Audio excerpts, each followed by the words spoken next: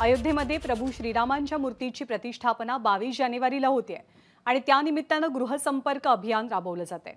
श्रीराम जन्मभूमी तीर्थक्षेत्र न्यासाच्या वतीनं घरोघरी अक्षता आणि मंदिराचे फोटो पाठवत 23 जानेवारीपासून श्रीरामाच्या दर्शनासाठी यावं असं आग्रहाचं निमंत्रण दिलं जाते।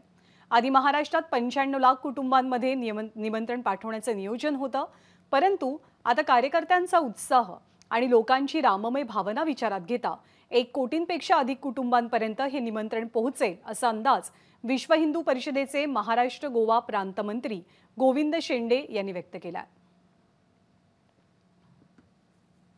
सर्व रामभक्तांना निमंत्रित करण्यासाठी राम जन्मभूमी तीर्थक्षेत्र न्यासने विशेष योजना केलेली आहे। प्रत्येक घरामध्ये अक्षदा पाठवून राम मंदिराच्या दर्शनासाठी श्रीरामाच्या दर्शनासाठी येण्याचं निमंत्रण दिलं जात आहे। महाराष्ट्रामध्ये आता हा आकडा जो आहे तो 1 कोटीच्या पार गेलाय। आपल्यासोबत गोविंद शेंडे आहेत। गोविंदजी, सुरुवातीला हा आकडा 95 लाखच्या जवळपास राहील असं वाटत होता, मात्र जेव्हा प्रत्यक्ष निमंत्रण देण्याची प्रक्रिया सुरू झालेली आहे हा आकडा वाढत चाललाय सातत्याने।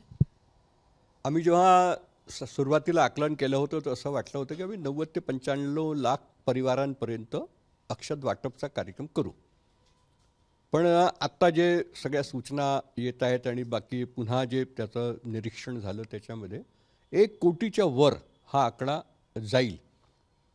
आणि तो किती जाईल 1 कोटीच्या वर हे जरा आज सांगणं कठीण आहे, कारण की कार्यकर्त्यांचा उत्साह, समाजाचा उत्साह, समाजातले अनेक लोक स्वतःहून आमच्याकडे येत आहेत की बा आमच्या क्षेत्रामध्ये अक्षत वाटपचं काम आम्ही करतो, आम्हाला तुम्ही अक्षता द्या, पत्रक द्या, आणि ते आमच्याकडून घेऊन जात आहेत। अक्षदा ज्यांच्या ज्यांच्या घरी जात आहे, म्हणजेच भविष्यामध्ये राम मंदिराच्या दर्शनासाठी येणाऱ्यांची संख्या पण त्याच प्रमाणात वाढत जाणार आहे। व्यवस्था पण मोठी करावी लागणार आहे। किती आतुरतेने त्या मंदिराचं निर्माण आणि भगवंताची प्राणप्रतिष्ठेची प्रतीक्षा करतो आहे हे याच्यावरून दिसतं।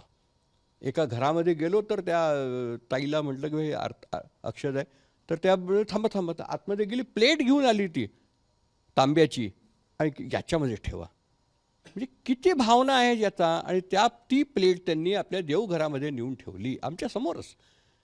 तर हा जो भाव आहे समाजामध्ये, हा राममय, म्हणजे सबके राम सब में राम जे आम्ही म्हणतो हे आहे।